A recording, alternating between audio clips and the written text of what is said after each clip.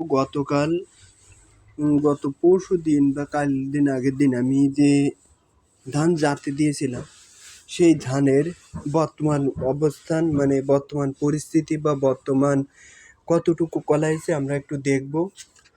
তার জন্য আমরা এক এক করে এই চাপগুলো সরিয়ে দেব,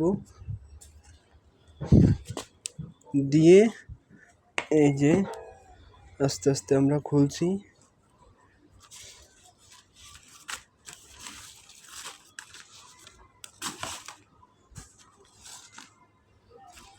এই যে দেখেন কি পরিমাণ কলাইছে ধানগুলোই, এই দেখেন কি পরিমাণ কলাই গেছে। অর্থাৎ আজকে ফেলা যেত, কিন্তু পাতা খোলা প্রস্তুত হয়নি, কালকে প্রস্তুত হবে। প্রস্তুত হলে কালকে এই ধানগুলো আমরা ফেলবো। এই যে এই ধানগুলো কলাই গেছে, এই যে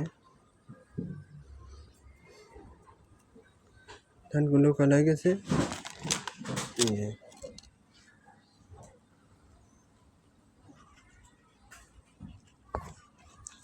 তারপরে এগুলো আজকে প্রস্তুত হয়নি, জমি প্রস্তুত হয়নি, সে খোলাটা প্রস্তুত হয়নি, যার কারণে আজকে আর ফেলতে পারছি না, কালকে ফেলবো আশা করি। এই যে কলাই গেছে, জাতে দিলাম ধান। এখন আমরা করতে পারি, এতে হালকা পানি ছিঁচড়ে দিয়ে দিতে পারি, তাহলে আরও বেশি দূরত্ব ভালো হবে। হালকা পাতলা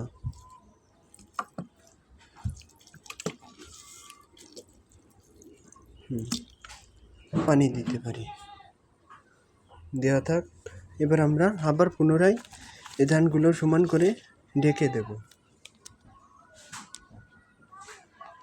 এখন আমরা একে একে এটা জুত করে আবার পুনরায় ঢেকে দেবো। অর্থাৎ আমরা যেহেতু জমি প্রস্তুত হয়নি, যার কারণে এখন এই ধানগুলো ফেলতে পারছি না।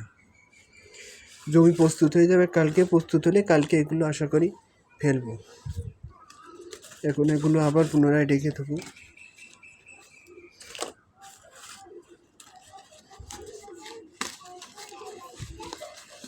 এভাবে কায়দা করে আবার আগের মতো করে ঢেকে দেবো।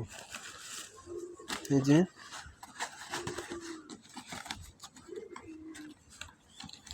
যেন বাতাস, উপরের কোনো বাতাস এর ভিতরে না ঢুকতে পারে।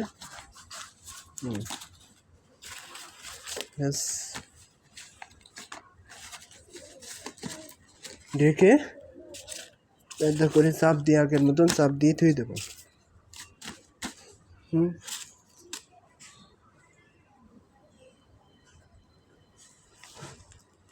এই যে